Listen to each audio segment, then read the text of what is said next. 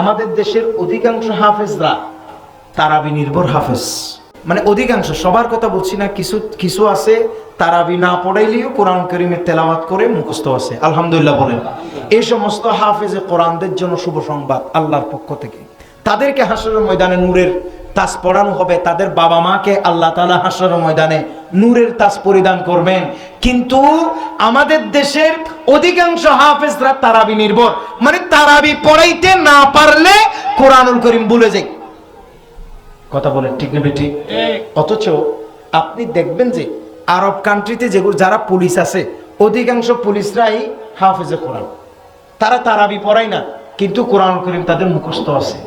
ইন্দোনেশিয়াতে অধিকাংশ মহিলারা হাফেজে কোরআন, তারা তারাবি পড়াচ্ছে না, তারাবি না পড়ানোর পরেও তাদের কাছে, তাদের ভিতরে কোরআনুল কারীম মুখস্থ আছে। এটার কারণ কি? আমাদের দেশের হাফেজ যারা, তারা 1 বছর, অতি জোরে 2 বছর তারাবি পড়াইতে না পারলে 3য় বছরে তারাবিও পড়াইতে পারে না, কোরআনুল কারীম মুখস্থ রাখতে পারে না। কারণ হচ্ছে তাদের সাথে আল্লাহর কোরআনের কোনো সম্পর্ক নেই। সবাই নয়, কিছু কিছু আর কি, বেশিরভাগ শুধুমাত্র রমজানুল মুবারক আসলে, রোজা আসার 1 মাস আগে থেকে কোরআনুল কারীম পড়ে, আবার রোজা চলে গেছে কোরআনুল কারীম বন্ধ করে ফেলছে। এই কোরআন তাকে লানত না দিয়ে কি দেবে? তার কাছে কি জীবনে কোরআন মুখস্থ থাকবে? জোরে বলে না ভাই, থাকবে? থাকবে না। এই জন্য আমাদের দেশের হাফেজ যারা, তাদের থেকে তাড়াতাড়ি ভুলে যায় অধিকাংশ হাফেজরা। কিন্তু যারা আছে তারাবি পড়াইতে না পারলেও প্রতিনিয়ত আল্লাহর কোরআনের সাথে সম্পর্ক, আল্লাহর কোরআন যারা সবসময় পড়ে, তারা তারাবি না পড়াইলেও তাদের সিনাই আল্লাহর কোরআন অক্ষত থাকে। আমরা যা টুকটাক বাইরের আরব দেশে যেখানে গিয়েছি, সেখানে দেখছি প্রত্যেক মসজিদে কোরআনুল কারীম আছে। আর মানুষ যখন নামাজ পড়তে যায়, জামাতের জন্য 5 মিনিট থাকলে ওই 5 মিনিট কোরআনটা নিয়ে এভাবে পড়তে থাকে। সুবহানাল্লাহ বলবেন না? কিন্তু আমাদের মুসল্লিরা কি এরকম করে? করে না। আমাদের দেশের মুসল্লিরা কি করে?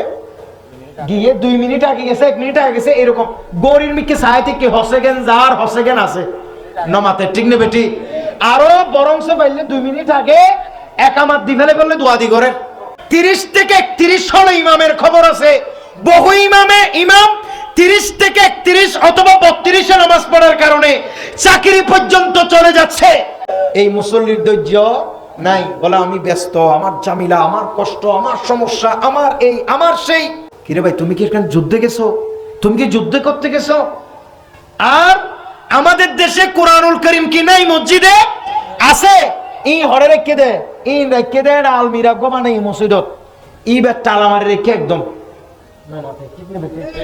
অথবা এই মসজিদে, আমাদের অধিকাংশ মসজিদ, সব মসজিদে কোরআনুল কারীম বেশ কম আছে, কিন্তু কোরআনুল কারীমটা রাখছে সামনে আলমিরার ভিতরে, গ্লাস ফিটিং করে অথবা তালা বন্ধ করে। কোন মানুষ এখান থেকে কোরআনুল কারীম নিতে চাইলে এর একটা ছোট বড় হাসন নসর কিয়ামত হয়ে যাবে।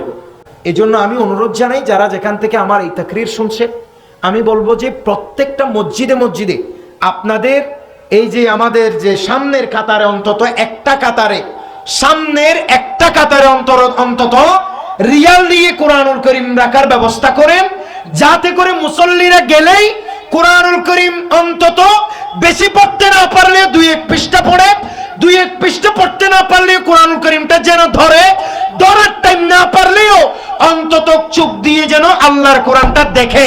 কারণ কোরআন দেখাও সওয়াব, কোরআন দেখাও ইবাদত, ধরাও ইবাদত, পড়াও ইবাদত। জোরে বলেন সুবহানাল্লাহ। এটা করেন আপনারা। আজকে থেকে আল্লাহর কোরআন পড়া দরকার আছে না নাই?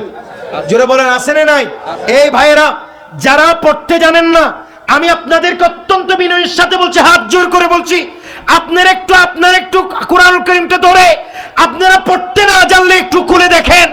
আল্লাহর কোরআন হাসরের ময়দানে আল্লাহকে সাক্ষ্য দেবে, আল্লাহ এই বান্দা পড়তে না জানলেও মুহাব্বত করে খুলেছিল, এই কোরআন আপনার জন্য হাসরের ময়দানে শাফাআত করবে। কথা বলেন ঠিক কিনা?